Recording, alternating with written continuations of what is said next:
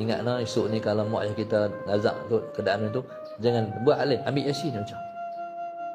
Ilmu ada, ambil Yasin.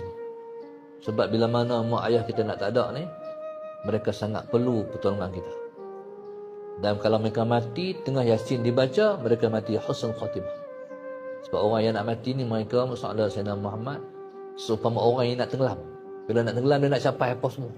Jadi mereka nak bergantung di ayat-ayat rahmat. Baca Yasin. Jadi subhanallah, Allahumma salli ala Sayyidina Muhammad. Jadi subhanallah ni kalau Allah pilih kita mati husnul khatimah. Jadi kita Allahumma salli ala Sayyidina Muhammad. Dia ada orang yang dia tak ngaji. Mak nak meninggal, dia pakai duduk sembang, kira duduk handphone, duduk tengok TV.